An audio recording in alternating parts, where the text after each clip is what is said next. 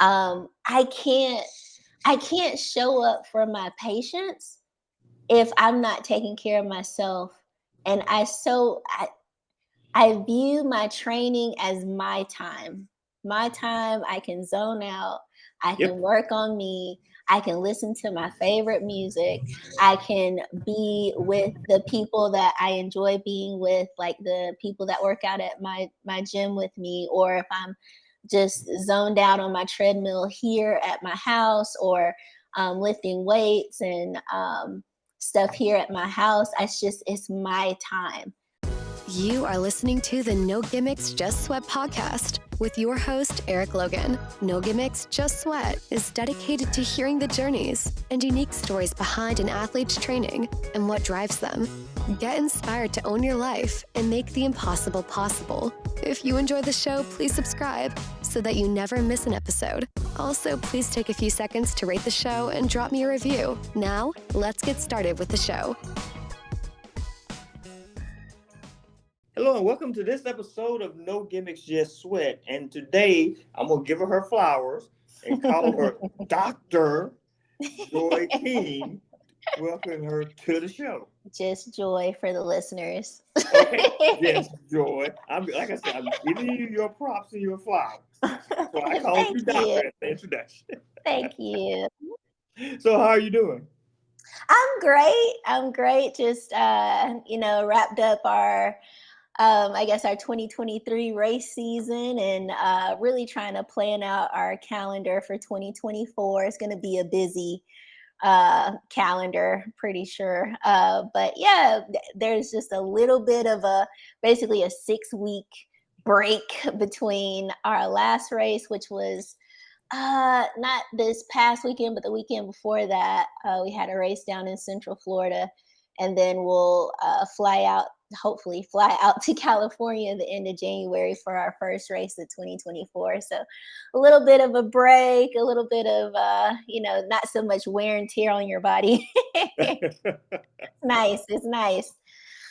All right, yeah, get ready for that break. You have to rest the body before you keep going. Yes. All right. So let's get started. I'm gonna hit you with some rapid fire questions. All right. Ready? I'm ready.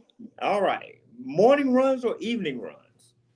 Ooh, I'm going to have to say, I'm split between the two. I'm going to say morning. Okay. Morning runs. Okay. All right. Solo runs or group runs? Group runs. Coffee or tea in the morning? Ooh, coffee. Run on the treadmill or run outside? Actually, I know this is weird, but I like treadmill. I feel like I can set my pace up. I can set my pace a little bit easier. But yes, treadmill. I actually like treadmill. The dreadmill. It's not the dreadmill, it's a treadmill. All right. Trail runs or road runs? Trail. It's better for my knees. As you get old, you start to think about your joints. Oh, Lord. Okay. All right. What's your favorite race distance to run? Ooh, ultras. So I'm going to say at least a 50K. You really get to zone out. So I like the 50K or further. And she's like, oh, just a 50K. You make it sound so easy. You zone out. People say, how do you run that? Just zone out. Think about, whatever, listen to music. Or you know what? You run 30 miles. I'm going to take that advice when I attempt my first ultra. Yes. Come on, do it. You got it. All right. First thing you do after a race? Shower. Because I'm usually dirty. No go-to food or go-to snack? I gotta get clean. Oh man, I gotta get clean. I can't think about food until I get because I stink. I can't eat like that. So I shower first, and then I'm like, okay, now what are we gonna eat? Okay. Yes. Well, okay then. So after the shower, do you have a go-to meal that you do? Oh yeah. Normally we do like some type of Japanese hibachi or something like that. And if you think about the nutrition side of it, you got your carbs with the rice, that you're Right. replenishing, and then you get like some type of meat, so like chicken or steak or something like that. So it's a great kind of you know, revitalize your system where you kind of burnt through everything. So that's usually my go-to. Okay. All right. A dream race you want to run? Oh my gosh. I would say, if I could set my sights on anything, Spartan, which is the obstacle course race, they usually have some type of or they have several international races. I would love to run their race in Spain. I believe Okay. they have a race in Spain that I would like to go to. So that would be my dream race. Preferably maybe an ultra distance for that, but I think that would be my dream race.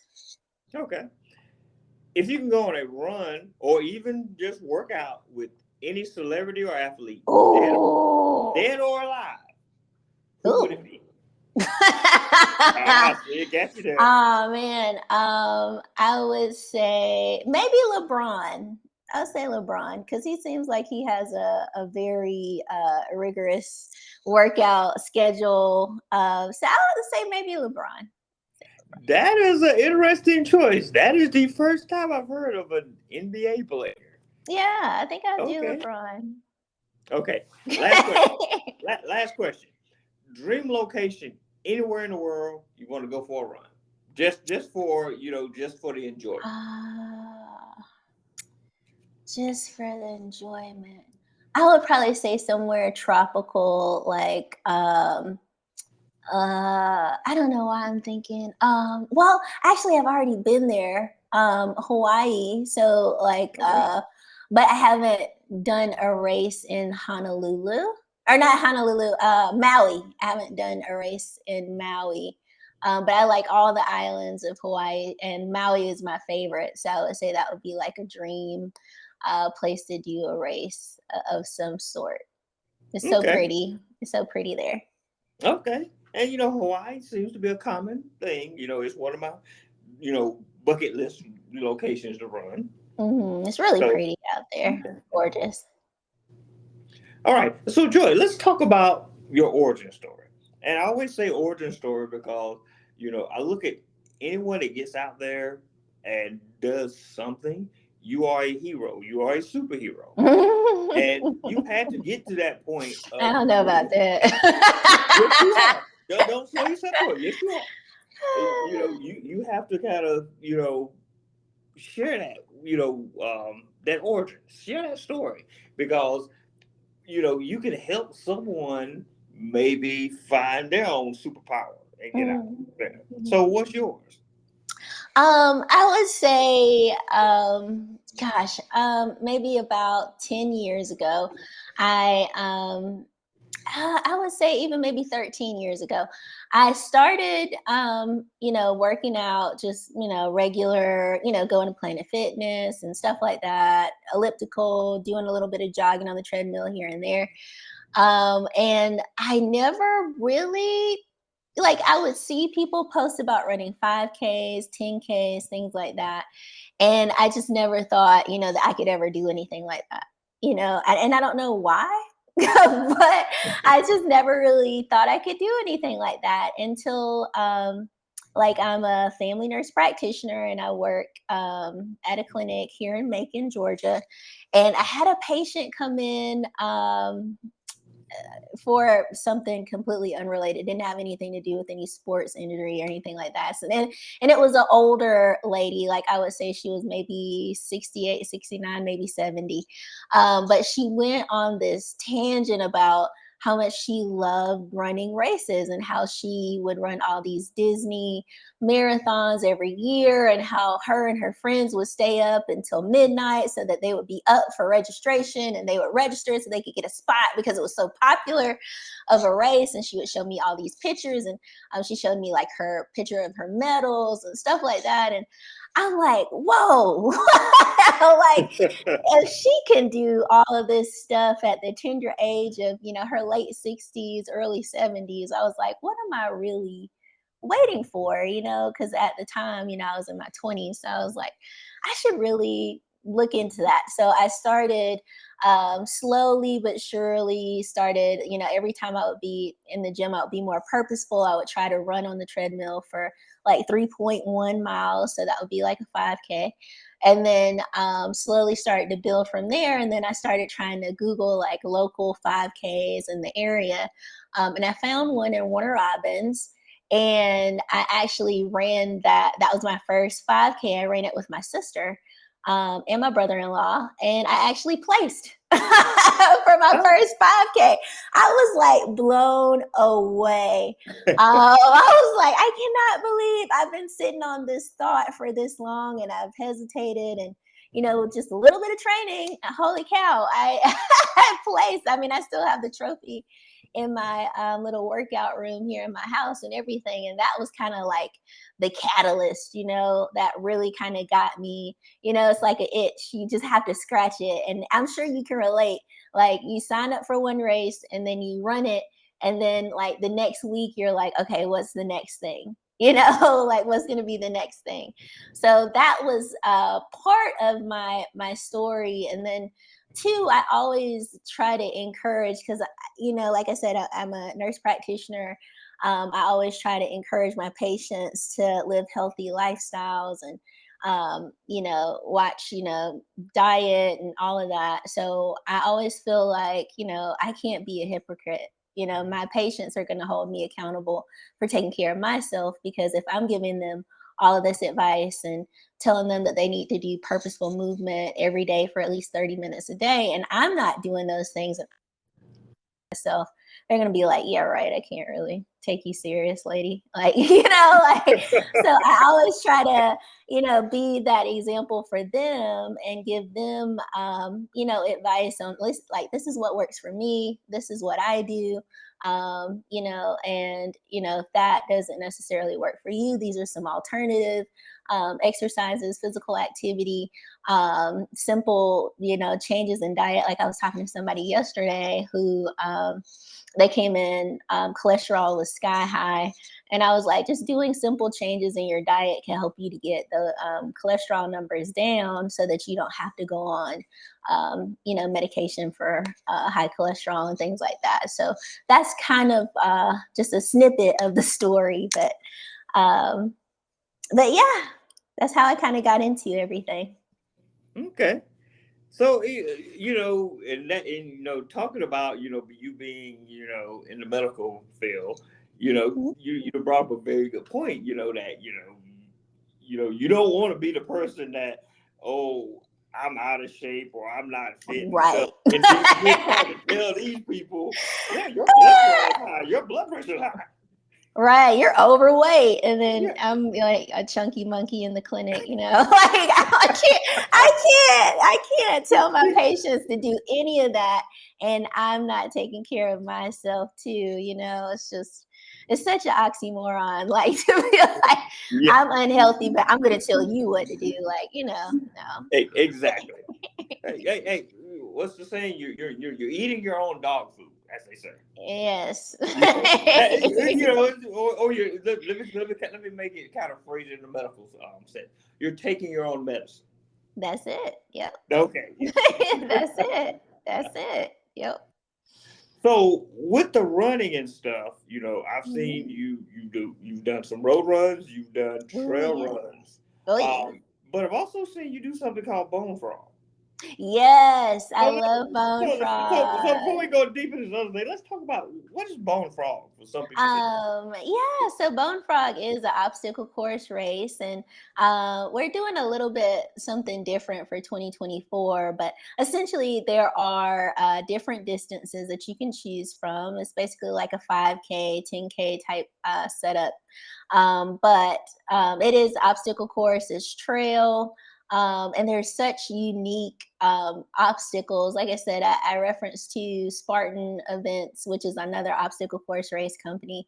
But I like that Bonefrog, their obstacles, they still require a lot of upper body strength, but it's just a little different. The obstacles are a little bit more challenging, at least in my eyes. I think they're a little bit more challenging, which gives you more drive to train and just not anticipate just the standard monkey bars or climbing over a wall, like a 6-foot wall, 7-foot wall.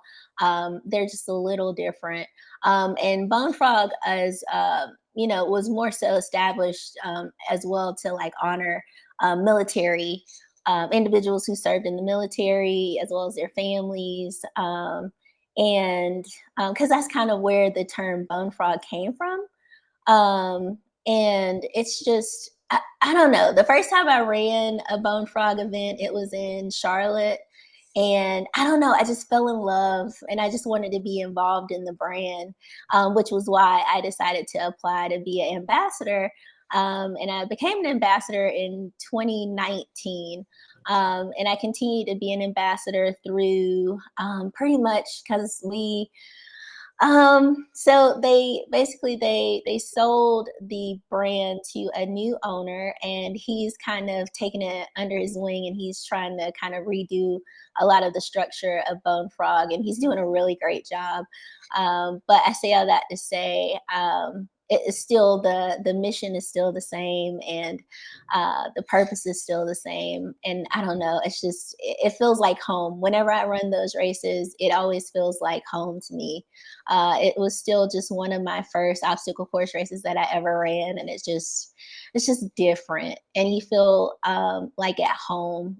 Everybody really gives you that sense of really like the camaraderie. You never really meet a stranger there. Everybody's super friendly, super helpful if you do need help with any of the obstacles. I definitely would encourage any of the listeners that are curious to go to our website and just kind of check it out. We will have, I believe, at least 2 races in 2024. So looking at those dates and seeing if you can come out and join us. Okay. And I'm hearing kind of a common theme when I talk to people who regularly do obstacle course races, that is that camaraderie. Yes. That, it's not that, going into that fear of, for an example, like, I don't know if I can make it over the wall. I don't know if I can crawl through this. The common thing that I hear is that, you're encouraged and helped. And it sounds like Bonefrog does the same. Yes, very much so. Yes. It's so much fun. So have you done any of the other obstacle course races? Like, oh God, yeah. Yes. So we I guess like primarily, like I said, I've run Bonefrog and Spartan, but we kind of dipped our toe more in the Tough Mudder realm. This year we ran the what was it, the 5K, the 10K, and the 15K in Atlanta this year. And then we traveled to Seattle to run Tough Mudder Infinity, which is like you can do as many loops as you can within an 8-hour period. So we did that, and then we did Toughest Mudder in, gosh, where was that? I think it was in Pittsburgh. We did that this year, and then we flew out to Dallas to do World's Toughest Mudder. Gosh, that was in November. So World's Toughest Mudder is a 24-hour race, but they actually booked it on the weekend where it was the daylight savings time, so time fell back an hour. So we were actually out there for 25 hours. And you literally, you have to stay out there the entire time. So we set up like a tent, and that was the first time I had ever slept outside. Eric, I had never slept outside. I was like, so I can't go back to my hotel, and then no, you literally you can't leave. So that was a experience in itself. We're looking forward to 2024. We're gonna do World's Toughest Mudder. It'll be in Central Florida. You should join us, Eric. What was that? Huh? Yes, you should come. You're right down the street. Come on, you should come to Central Florida with us and do World's Toughest. But it was so much fun. I think that was the main three. Was Spartan, Bonefrog, and Tough Mudder have been the top three OCRs that I've done so far, and looking forward to do in 2024. And sprinkling just some like regular ultras, like without the obstacle course, just focus on just running. Yeah. Okay. I'm not saying no to anything. Yeah, just but I'm not saying yes. You have a year. You have a year to think about it. I have a year to think about it. Yes. It's a new challenge. It's going to be a little muddy, a little swampy, but I think you'll be fine. All right. So let's kind of talk about training. What does, a week of training or a training session for such a busy and active person as yourself? Oh my God. So most of the time I have to be very intentional during during race season. I have to either get up at like 4:45, 5 o'clock, and then train with I have a trainer here in Macon. Her name is Tanya Beckham. She owns the compound and she is a fellow nurse. So I have to support my nurses. But she has class where we train at 5:30 a.m. Also, she does like a class at 6. So usually if I'm working at the clinic, which my shifts at the clinic are like, my clinic opens at 8:30, closes at 7:30. So in order for me to make sure that I get, my training in, I either have to wake up really early, or if it's on an off day, where I'm not working in my clinic, then I just go to the 6 o'clock class. But it has to be extremely intentional. And then also, I do some training with another trainer. Her name is Jade Skillen, and she's actually in the UK. And we do very focused training for mainly, like I said, obstacle course racing. So lots of pull-ups, lots of squats, lunges, lots of running drills where I run. Like today, I'm supposed to be doing 1,000 meters for time, and then rest 3 minutes, and then do 1,000 meters on the rower, rest for 3 minutes, and then do 1,000 meters on my ski erg, and then rest for 3 minutes and record my time. And that's a way that she kind of gauges my, improvement over time in regards to my speed. But I have to be extremely kind of intentional, because I want to make sure that I do well, and then also I want to make sure that I don't get injured. So, right. Training is a big part of making sure you don't get hurt when you're out there running these races. So I say all that to say I have to be intentional with my training and making sure that. And another part is that you have to recover, and it's so hard. And I'm sure you probably have the dilemma of, like, that you have to kind of give your body that break, Yes. and not go for a run, not lift heavy, not do deadlifts, not, do the bicep curls. You have to like stretch. And I'm like, stretch. I hate stretching. Like, I'm not going to lie. It's not my favorite thing to do, but I know that it's essential, once again, to prevent injury. So I try to take those days off and just focus on stretching. And sometimes I'll look at my muscles in the mirror and I'll be like, look, they're getting smaller because I didn't lift today. I don't know, but it's all in my mind, I'm sure. but yeah, it's been, you just have to be really intentional is really the takeaway. Right. Well, look, I'm gonna say this about stretching. The older you get, the more you're gonna be about stretching. I know. I am not ashamed to say that, yes, I have to do stretching before and after now intentionally. Oh my gosh. Yeah. In order to feel good for the rest of the day. Right, and not be Going scared. out I like get it.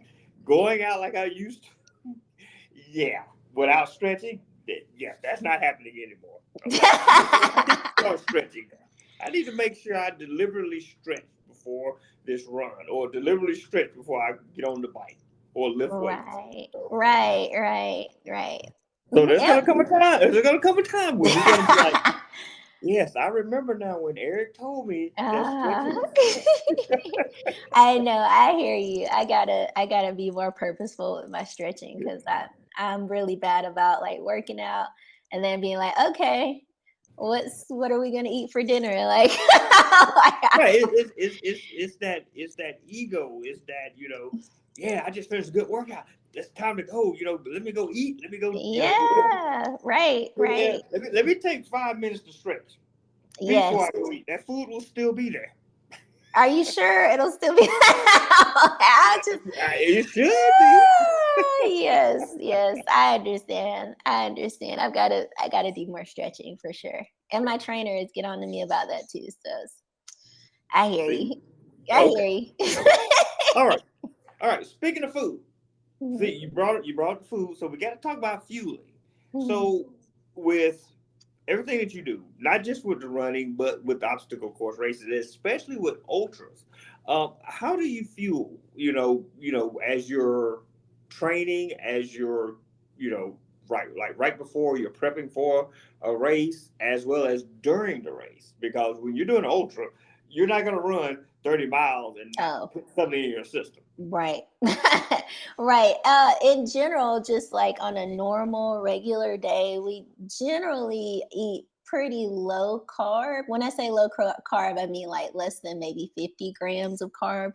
But I will say when we are prepping for like a longer distance, like an ultra, or even when we're doing, because like with Bonefrog and with Spartan where they do different distances where they offer like basically a 13-mile course and a 6-mile course and a 3-mile course all in the same weekend, and we run all the different distances. Of course we have to change up the diet. Right. So I say that to say increasing the carb count there is essential. So that, I mean, I've tried like when I was like super strict with low carb slash keto. I tried to do still just super straight low carb slash keto and run like a ultra, and I DNF'd. Oh, okay. I tried to run the what was it, the Zion Ultra in Utah, Hmm. and at the Zion National Park. I got to like mile 17 and I got nauseous. I couldn't hold down water.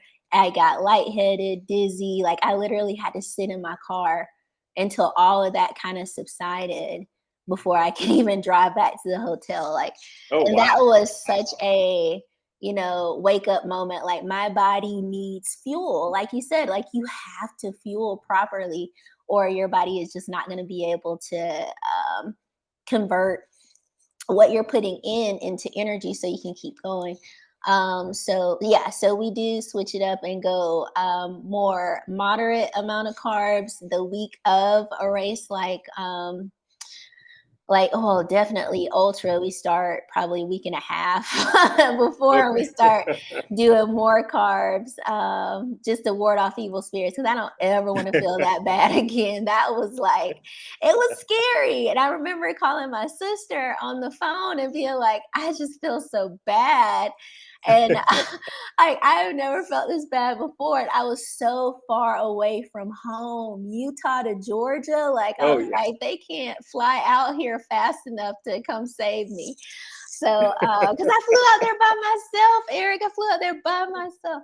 But anyway, I say all that to say, definitely higher carbs leading up to anything like that. And then during ultras, my go-to is Uncrustables. I have to have some Uncrustables, some peanut butter jelly, Uncrustables. Trying to think, and peanut butter crackers. And then we generally eat the nerd gummies. Okay. I used to do, have you ever seen those like energy chews? Yes. Yes. I used to do those, but they started making my stomach weird. So one of the people that I run with, he always has these nerd gummies. So I tried it during one of our races this year, and it actually doesn't make my stomach weird. It gives me just enough sugar to kind of give me a little boost for a little while. So I just started switching to those. I know that they're not really branded as Right. like energy chews or goos or anything like that, but it works. I would say try it if for anybody Oh that yeah. like Look, any training look. run, try it. I mean, they're delicious and they give you a little kick. Well, let me tell you this. Nerves are one of my weaknesses. So I eat nerds. That's one of my weaknesses. But Yes. just with the gummy thing, I remember when one of my early races, I was and it was actually at the Peachtree Road race, uh, Hmm. and I was near. I was warming up, and I was near an area where some of the elite runners were. Uh-huh. And I pull out this pack of this fancy energy, shoes thing. And one of them came over to me and he was like, no, no, no, no. He said he pulled out a bag of those, what is it, Harpo or the gummies? Ah, He, yeah, he was yeah. he's like, this is all you need right here. Yes. And that gummies, and I kid you not, Yes, those work just as well. That pack of absolutely, a gummies lot cheaper. that pack of gummies that you see when you're checking out at Walmart Right. works just as well as that pack of energy chews or energy gummies that you pay 3 times the price for. Right, Yeah. right. And I'm I'm telling like, you, it you're an works. elite runner. I'm like, you're an elite runner and you're You chewing know what you're doing. these gummies. So yes, You know I'm what going you're to listen doing. to you. That is too funny. I'm telling you, it works. It's sugar. It works. It's a carb. Yeah. All right. So let's kind of talk about, you working in the medical field. Um, as an athlete, finding balance is something that we all struggle with. How do you stay balanced and calm, with having, such a busy life? Because, understandably, you're in a very high pace, you know, career. So how do you Mhm. find that balance to balance in training, racing and work, and then as well as your personal life? I think it's all about perspective, Eric, because I feel like if I don't train, if I don't kind of set like a goal, like I know I have the race coming up in January, I can't show up for my patients if I'm not taking care of myself. And I view my training as my time. My time, I can zone out, I can Yep. work on me, I can listen to my favorite music, I can be with the people that I enjoy being with, like the people that work out at my gym with me, or if I'm just zoned out on my treadmill here at my house, or lifting weights and stuff here at my house. It's my time. So I try my best not to let anyone or anything or any task kind of interfere with like my time, because I genuinely, like, wholeheartedly, I feel like I am such a better provider for my patients when I am more like physically active and I really take that time to just take care of me. Like, you know how after you have a really good training session and those endorphins are going, you feel good, everything is sunshine and roses. Like, Right. Exactly. you feel so much better. And that's part of the reason why too I do like working out in the morning, because it's really a jump start of your day. You have all Yes. those positive endorphins flowing. You're in a good mood. And then I Yes. walk Yes. into Yes. my clinic and I can show up for my patients because I've shown up for myself that early in the morning and I've already gotten it out the way. I don't have to worry about, doing anything when I get home. I can just relax. Right. Um, So that's more so how I can kind of balance it. It's just kind of like your perspective and just saying like, this is what I have to do for me to make me a happier person, a better provider. I can think clearer. I just feel better when I train and when I work out. I hope that makes sense. Yeah. Oh yeah. It makes perfect sense. I generally have a rule for myself is that give yourself 30 to 60 minutes before you give your job 8+ hours. Mm-hmm. And I'm one of those people that my coworkers can tell when I have not had my morning run or morning workout. Mm-hmm. It becomes very obvious. And Right. I've been in meetings and they'll be like, "You didn't go running this morning, did you?" I'm like, "No." Yes, Yeah. I'm the same way. I just feel, I don't know, you feel lighter. I don't Yes. know. You just feel lighter when you've just really taken, like you said, at least 30 minutes to really do something just for you before you give so much of yourself to the day. Right. 'Cause I think we all give so much of ourselves to other people, and we really have to give it back to ourselves at some point during the day. Yes, and I tell people it's like it doesn't have to necessarily be with a run, or it can be you can get on a treadmill and run, you can go outside and run, you can get on a stationary bike, you can Mm-hmm. do yoga, you can do meditation. I mean, Mm-hmm. go for a walk. I mean, just give your mind, your body, and your soul, give yourself some time first. Right.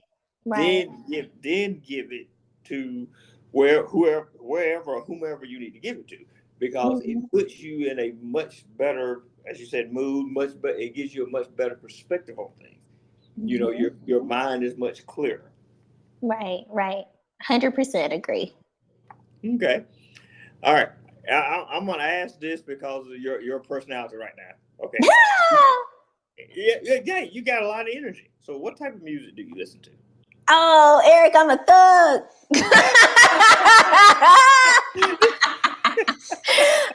I'm just kidding. I'm not a thug, but I do listen to thug music. So, like speaking of that, how Spotify does like the, your top artist and the genre that you've listened to the most in the year with all that. So my number one artist was Drake. I was part of his top 2%. So that's a lot of what I listen to. That's probably my favorite artist to listen to when I'm working out or training or doing anything like that. But I also listen to like alternative metal, rock. Believe it or not, I've gotten, I guess, more, I guess, I don't know if you would call it old school metal, but like I'm trying to think, like Metallica Okay. and believe it or not, like Papa Roach, which is like, God, they came out in, what was that, early 2000s or Wait, 1990. What you know about Papa Roach? Papa Roach, yes, and Corn. Oh, Yeah, like okay. those. Okay. We're here. We're here. You're talking about Papa Roach and Corn. Okay. Yes. So I listened to those too. So it's a nice little bit and some pop. I love Taylor Swift. Um, Okay, you lost me there. Okay, oh you boo, lost me there. boo! You don't like Taylor Swift? You lost me there. Oh, come on. I like Taylor. Not for workout music. I Yeah, I like get. Taylor. She's got some upbeat stuff. And then I'm trying to think of who else is on my playlist right now. Gosh, that's all that's coming to mind right now. Oh, Spice Girls. I listen to Spice Girls, and they don't have anything new, so that's all 1990 whatever, whenever they came out. Backstreet Boys and Sync. So you see, it's like a plethora, like a lot of different genres. But I would say number one is gonna be Drake. I listen to him pretty much at least once a day. Okay. All right. I can deal with the Drake. I can do a Drake, but You know, as you say, it's okay. Tay. Tay. I love Taylor. So, okay, with that, I got to expound on that a little bit more. Okay. What is a song that just gets you going? When you hear it, you go like, oh, snap, that's my jam. You know, you like, throw on 10 more pounds on that weight. Throw 10 more pounds on that bar. Let's see. Let me speed up the treadmill. You know, let me add. Okay, so and the people at my gym know I usually like stop what I'm doing. I'm like, yeah, let's just dance. I would say anything Backstreet Boys, anything NSYNC. I'm trying to think of any particular song. I can't think of any particular song that I'm just like, oh, I've got to like just I'm trying to think. I can't think of anything right now, like a song that is just like, oh my gosh, you're gonna make me go through my Spotify. We're gonna have to share Spotify. Yes. Oh gosh, I can't think of anything right now. Oh, you know what?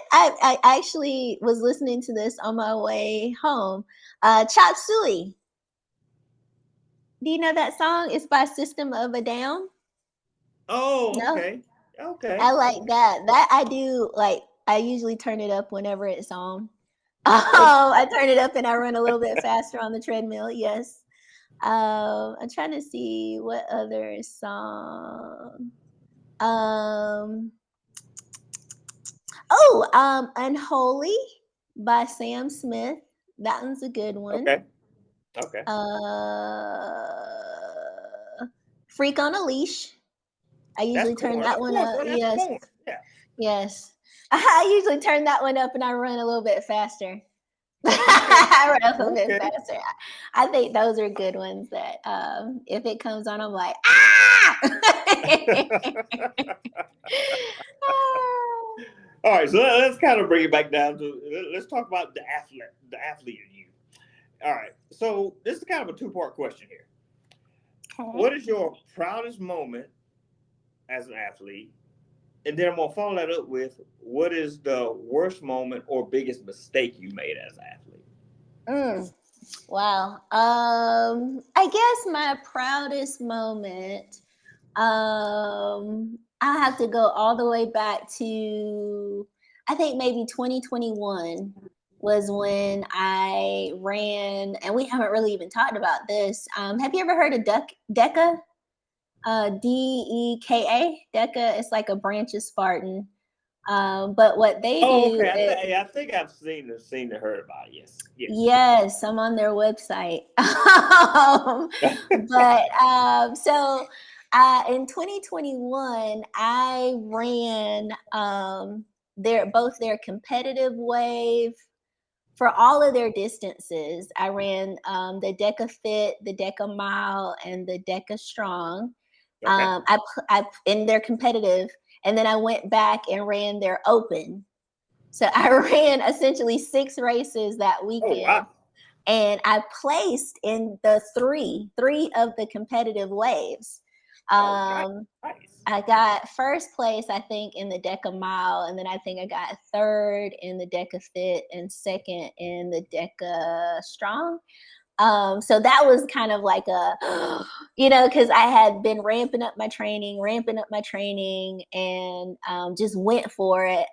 Went down there by myself because I was like, I don't want to embarrass myself in front of anybody. So I drove down to Jacksonville by myself, ran the competitive waves, placed, and then I went back and did the open waves for all of those. And it was just such a awesome experience. I got to meet the co-founders of DECA and met some friends that I'm still friends with now. Just like I said, I just went down there completely, didn't know a soul, and came back with several different friends that like we follow each other on Instagram, kind of like we follow each other, and we message each other and check on each other and all of that. So that was such an amazing experience to walk away. walk away from and just learn so much about, what my body can do when I, train properly and fuel properly and everything like that. So that was probably one of my proudest moments. That ended up being the reason why I'm on their website. And then probably the one where I, kind of like I talked about earlier with that Zion Ultra, Right. my trainer tried to tell me, like, I know you're hardcore keto and everything like that, but you have to eat some carbs. And I just, I was like, yeah. I know I can do this with my bacon and my, turkey jerky, and I'll be fine. I don't need any carbs to do this race. And I fell on my face. And I'm so thankful. It could have been worse. I could have ended up like severely dehydrated and in a Right. hospital and Exactly. all that, just because of my just being, I was just being stupid. I mean, there's no other word for it. I was just being stupid and just very hard headed. Even though my trainer has, she's been training people forever and she knew what she was talking about, but I just was like, no, I don't want to break my ketosis. I'm in ketosis, and it was just, I could have seriously gotten hurt, and I was so far away from home. So I'm thankful I didn't get hurt. I didn't end up in the hospital or anything like that, but that was definitely an eye-opening experience that I learned from, and I feel differently now, especially since we've run so many races this year, where we're kind of like, we are like mainly low carb, but like we said earlier, or like we talked about earlier, really incorporating those carbs so you can, sustain all of that, basically your energy expenditures during races, and not, because I'm sure you've seen it before where people like pass out and Yes. Yeah. end up having to get, wheeled off of the course because they're severely dehydrated or had a cardiac event. Or any, like, did you run Peachtree when that guy had the cardiac arrest at the finish line a couple years ago? Well, that's happened more than one time. So Oh, I think the worst thing I can say is that I think like the first year I started doing duathlon, someone actually died. what? Yeah. So Wow, I yeah. am So so sorry. I yeah. mean, that's traumatic. I mean, that's as traumatic for, Yeah.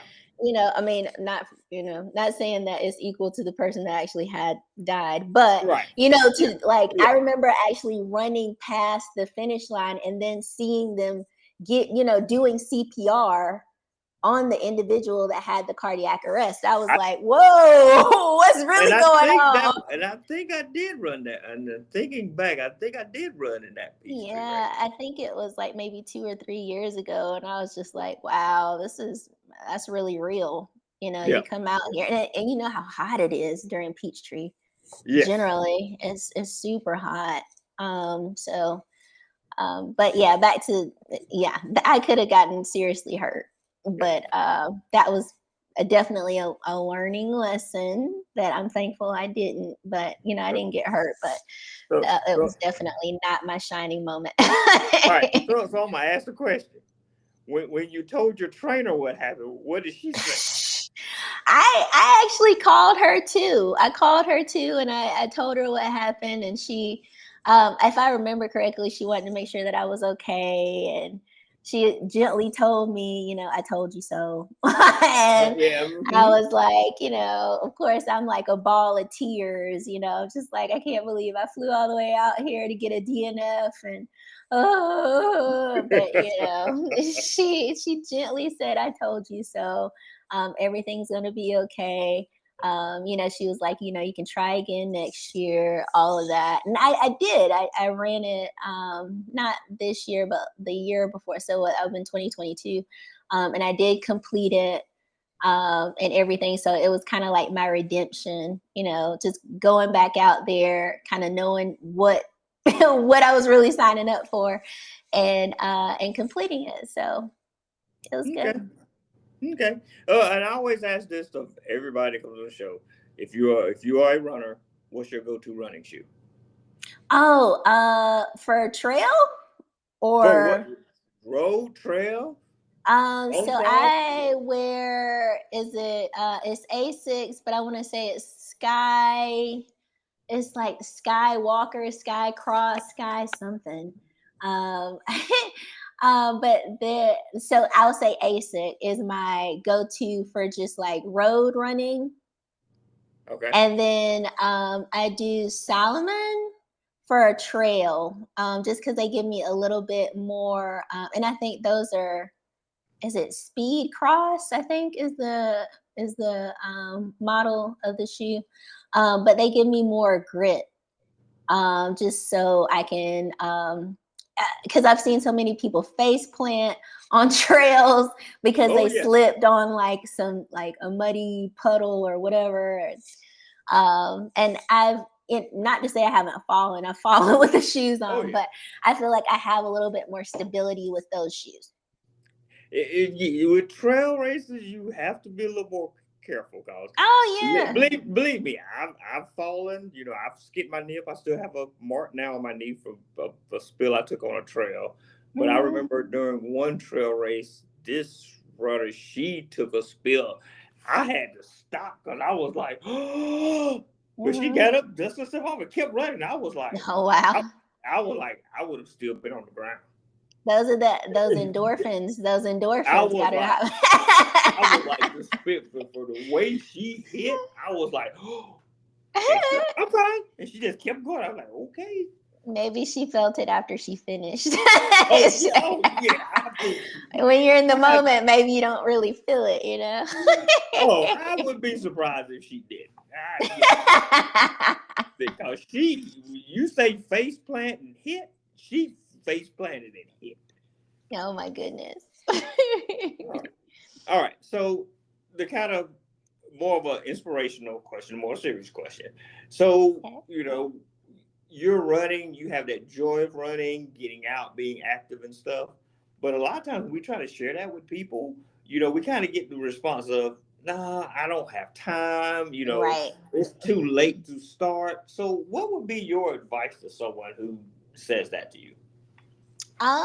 Really, I would just share with them that same story. Like I kind of felt like, like I was afraid to kind of get out of my comfort zone. And I mean, I made every excuse not to like sign up for any races or, I was comfortable in my little bubble of, do my little 30 minutes on the elliptical and, be done with my workout. But one of the big things is just I wish everybody could and I know that different orthopedic issues can kind of prevent people from like running a 5K or a 10K or ultra or anything like that, but really just the overarching, the I guess the message is just being like moving your body, like purposeful movement, at least 30 minutes a day, right? Right. And that's only like a fraction. Like 30 minutes in your day is just literally a slither of time. So I tell people too that these bodies are not gonna last forever, and we only get one shot. We only get one. That's true. That's true. One shot to get it right. So I'm like, you can make time for your body now, or you will be forced to make time for your body later on down the road when we're dealing with some type of, illness or something like that, or like of course getting back into like medical-y stuff, like diabetes, high blood pressure, a lot of those things, high cholesterol, a lot of those things don't necessarily have signs or symptoms until they're, out of control. Right, exactly. And you end up being in the hospital. So purposeful movement is one of those things that you can do to kind of ward off all those evil spirits of high blood pressure, diabetes, high cholesterol that oftentimes do lead to hospitalizations. So I try to encourage patients in that aspect, like, you know, we've got to do some type of physical activity, whether it's just and it can be just small little things, small changes. Park a little bit further from the building where you work. Maybe take a walk during your lunch break.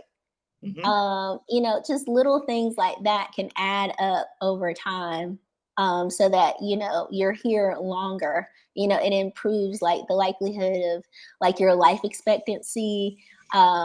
I reflect on, you know, like if you're not going to do it for you, do it for your daughter, do it for your son, do it for your, you know, your family, do it for your friends. You Right. know, like ultimately we have to, I try to connect with people in some regard. Like you have to take care of yourself so that you can be here longer and you can not have to, you know, because people will complain about, oh, I have to take all these pills, all this medicine. I'm like, that's not forever. You can get off of this medication if you take care of your body. So that's kind of, and those are hard conversations to have too. Right. You know, people will put a wall up and say, I don't want to hear it. I don't have time. You know, I've got this going on. I've got that going on. It's just Oh, kind of like, you've got to make time. 30 minutes is just not that much time. You know, something, anything. Do some jumping jacks. Something, you know? well, and I think a lot of it is, and you can kind of relate to this too. You know, you from Macon, you know, you from the Mac town. You know the attitude of a lot of people sometimes, especially in the Black community, is, you know, well, mom and dad had sugar, and Yes. Big Mama had sugar, That's you it. know, and all that. So I'm gonna get the sugar too. That's And it. I've explained to people that, you know, even from my doctor, you know, just because, and he's told me, he said, just because your parents and grandparents had diabetes and you might be at a high risk of diabetes, that doesn't necessarily mean you're going to get diabetes if you take care of yourself. Right. Your basically your hereditary influence or your genetics make up only 20 to 30%. Right. So there's so much more that you can do to help kind of prevent those things. Like it's not just something that is, you know, inevitable. It's just gonna happen.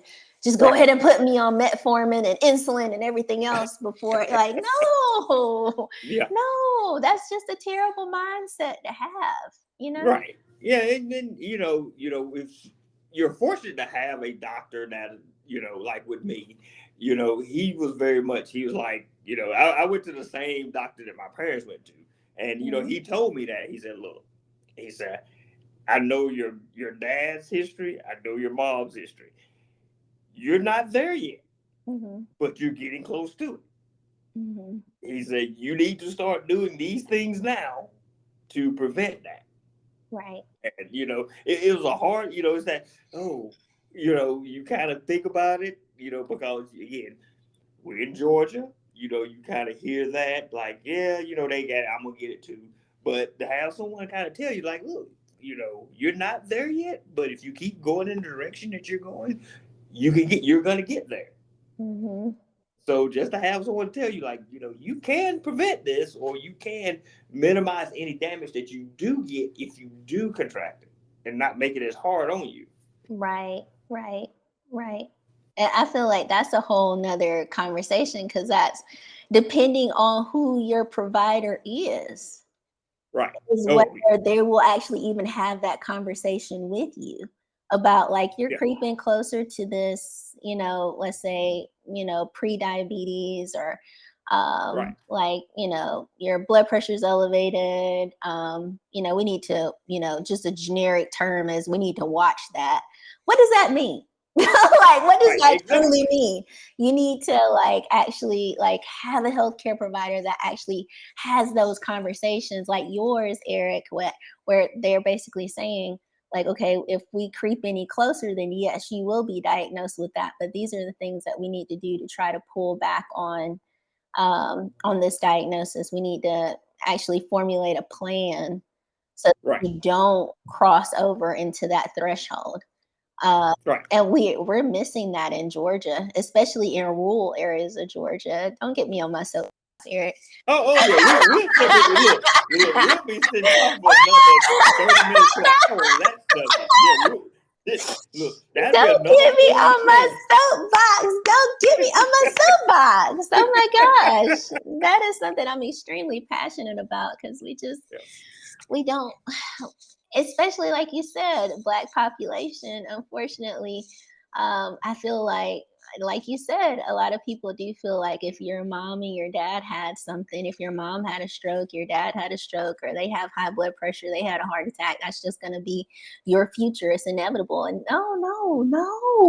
It's kind of one of those like come to Jesus type things. Like, no, we can prevent this. Come here, let me show you, let me educate you. These are the things that we need to do so that you don't cross over into that threshold, But I'm proof of that. I do sometimes get the funny faces at family gatherings because I go like, I don't eat that.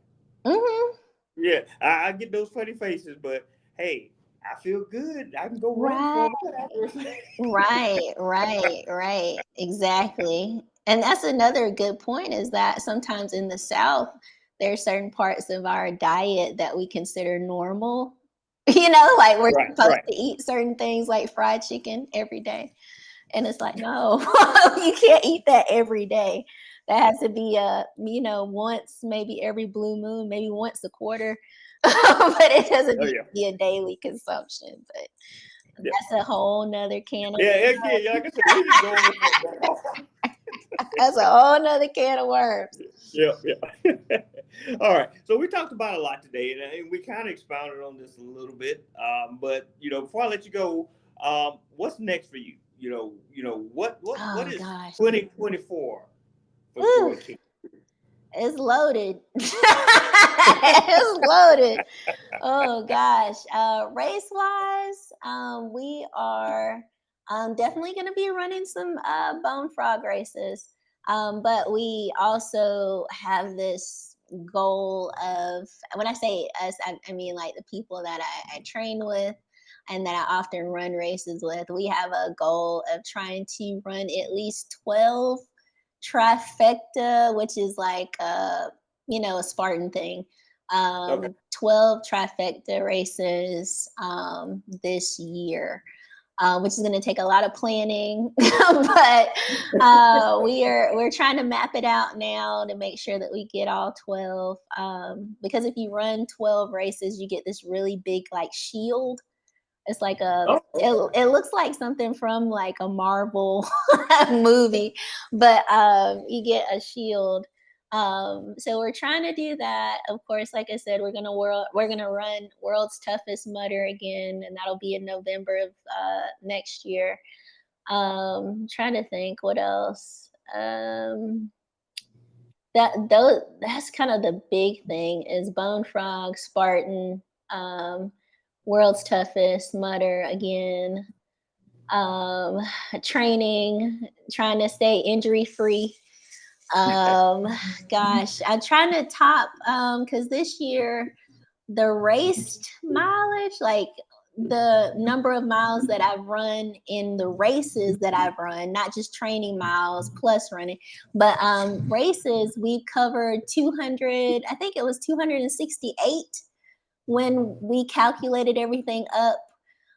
So I'm gonna try to go to at least 300 next year. I want to race miles, you know what I'm saying? Not just like training miles plus, like race miles. So that is the goal. Hopefully, we'll see.